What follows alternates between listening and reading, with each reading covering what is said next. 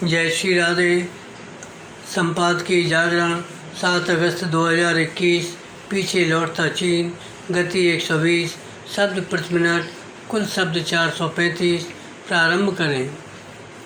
पूर्वी लद्दाख में गोगरा इलाके से चीनी सेना का पीछा हटना भारत के लिए एक बड़ी सफलता है, लेकिन ये ध्यान में रखना होगा कि इस सैन्य गतिरोध का समाधान दोनों पक्षों के बीच लंबी बातचीत के बाद ही हो सका।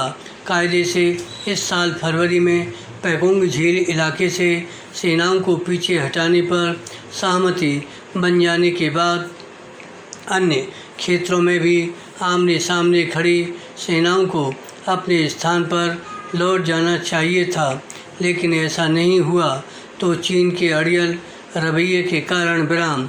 चीन खुद की ओर से पैदा किए गए सैन्य गतिरोध को सुलझाने के मामले में किस तरह अड़ियल रवैया अपनाता है और दूसरे पक्ष को थकाने की रणनीति पर चलता है, इसका एक प्रमाण यह है कि अभी हॉट स्प्रिंग और देपसांग इलाके से चीन अपनी सेना को पीछे लौटाने के लिए तैयार नहीं विराम।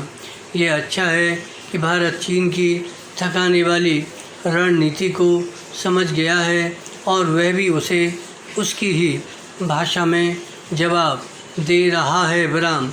शायद यही कारण है कि चीन एक के बाद एक इलाकों से अपने कदम पीछे खींचने के लिए मजबूर हो रहा है, लेकिन जब तक पैगोंग और गोगरा की तरह से बाकी इलाकों से चीन अपनी सेना को पीछे नहीं लौटाता, तब तक उस पर भरोसा नहीं किया जाना चाहिए विराम। पैरा।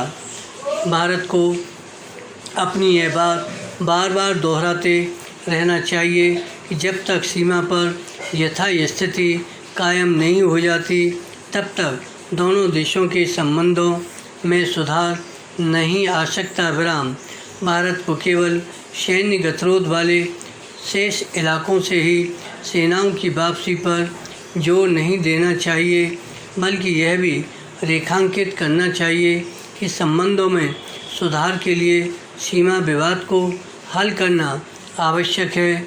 इसकी अनदेखी नहीं की जानी चाहिए कि चीन सीमा विवाद को हल करने में कोई दिलचस्पी नहीं दिखा रहा है। यह सामान्य बात नहीं कि सीमा विवाद को लेकर बीते 2 दशक से भी अधिक समय से बातचीत हो रही है, लेकिन मामला जहाँ का तहाँ है। इससे यही पता चलता है कि चीन सीमा पर छेड़छाड़ करने के इरादे से ही सीमा विवाद को हल करने की दिशा में आगे नहीं बढ़ रहा है। चीन पर दबाव बढ़ाने के लिए ज़रूरी केवल यह नहीं कि सीमा पर उसकी सेना के आक्रमणकारी रुख पर सख्त रवैया अपनाया जाए, बल्कि यह भी है कि उस पर आर्थिक निर्भरता कम करने के प्रयासों को जारी रखा जाए।